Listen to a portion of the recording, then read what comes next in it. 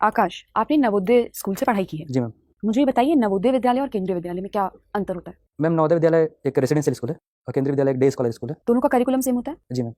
ठीक है।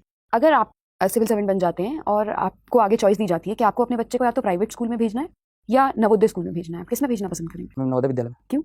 मैम, मैंने वहाँ से पढ़ाई की और मैंने देखा है कि वहाँ पास क्वालिटी एजुकेशन दिया दिया जाता है। तो आप कह रहे हैं प्राइवेट स्कूल में क्वालिटी एजुकेशन नहीं दिया जाता? मैम, प्राइवेट स्कूल में भी दिया जाता है, लेकिन नवोदय विद्यालय में मैम वहाँ पास क्वालिटी एजुकेशन के साथ साथ जो सर्वांगीण विकास एक छात्र का रहता है उसके ऊपर भी कार्य किया जाता है। और सबसे यूनिक चीज़ जो नवोदय विद्यालय की वहाँ पास त्रिभाषा मतलब 3 लैंग्वेज फार्मूला चलता है, जिसके अंतर्गत आप हिंदी, इंग्लिश और कोई इंडिया की तीसरी लैंग्वेज भी आप सीख सकते हैं।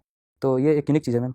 आकाश, आपने टीचिंग असिस्टेंट की पोस्ट पर काम किया। जी मैम। मुझे बताइए, अभी जो न्यू एजुकेशन पॉलिसी आई है उसमें कौन से 3 बदलाव आप हमें सुझाएंगे? मैम, जो चेंजेस हुए हैं वो कि क्या चेंजेस होने चाहिए? क्या चेंजेस और होनी चाहिए?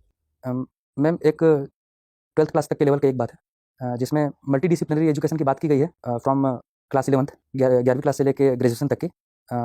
तो मैं चाहूँगा कि उसे हम और पहले चालू कर सकते हैं। क्या आपको इसका जवाब आता है? आपको पता है क्या बदलाव होने चाहिए? मैम, इसके बारे में ज़्यादा सोचा नहीं है मैम। ठीक है।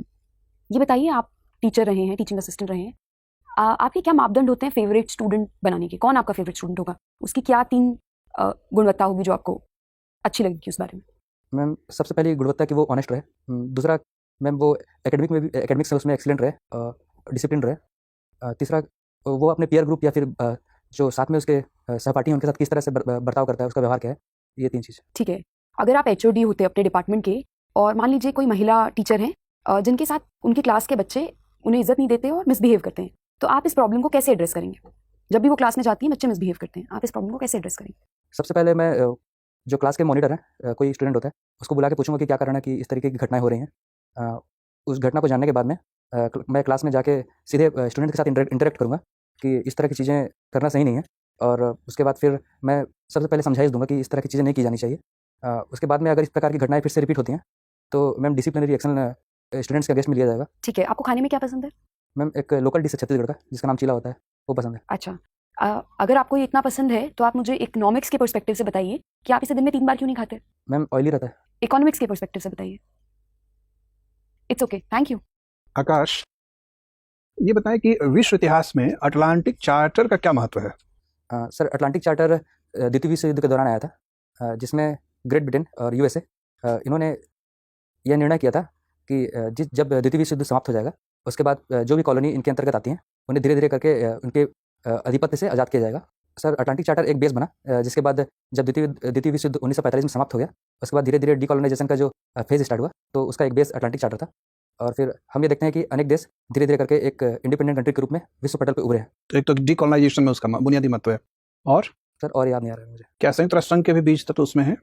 सर, हैं सर। अच्छा, डीकोलोनाइजेशन का जो बुनियादी सिद्धांतिक आधार है उस सिद्धांत का क्या नाम है? सॉरी सर, याद नहीं आ रहा आपने सुना है राइट टू सेल्फ डिटर्मिनेशन? है। जी सर। ये कब से शुरू हुआ? इसका इवोल्यूशन कैसे हुआ, ये बता सकते हैं? Sorry sir. भारत अब सुरक्षा परिषद का अध्यक्ष बन गया है, तो अगले 1 महीने में भारत उसका अध्यक्ष बना रहेगा। जी सर। आप इतिहास दृष्टि का इस्तेमाल करके बताएं कि भारत इस पद का इस्तेमाल करके कैसे विश्व इतिहास में अपना एक प्रभाव स्थापित कर सकता है। जो मुद्दे अंतर्राष्ट्रीय स्तर पर सारे देशों को प्रभावित करते हैं, जैसे कि क्लाइमेट चेंज, आतंकवाद या फिर रिफ्यूजी क्राइसिस, उन सारे मुद्दों पर भारत चर्चा करके और सारे देशों को साथ में लाकर ऐसे देश जो कि आतंकवाद फैलाने के लिए जाने जाते हैं उनके ऊपर कठोर कदम उठा सकता है। और इसके साथ साथ जिस हिसाब से सर पेंडेमिक के टाइम में पूरी दुनिया ट्रांजिशन के दौर से गुजर रही है, इस समय प्रोटेक्शनिज्म काफ़ी ज़्यादा बढ़ गया है कंट्रीज़ के बीच में। तो यहाँ पर कॉपरेशन की जो बात है वो भारत अध्यक्ष के रूप में यूनाइटेड नेशन सिक्योरिटी काउंसिल में ला सकता है, जिससे लोगों का और वस्तुओं का सीमलेस मूवमेंट हो सके। और सर, इसके साथ साथ ये देखा जाता है कई बार कि चाइना जैसी कंट्री कई बार आतंकवादियों को बचाने के लिए वीटो पावर का इस्तेमाल करते हैं। तो सर, इसके ऊपर एक कंसेंसस बनाया जा सकता है ताकि सर एक टेररिज्म की जो परिभाषा है उस पर एक कंसेंसस बन सके और इस तरह की जो घटनाएं चाइना जैसे कंट्री के द्वारा की जाती हैं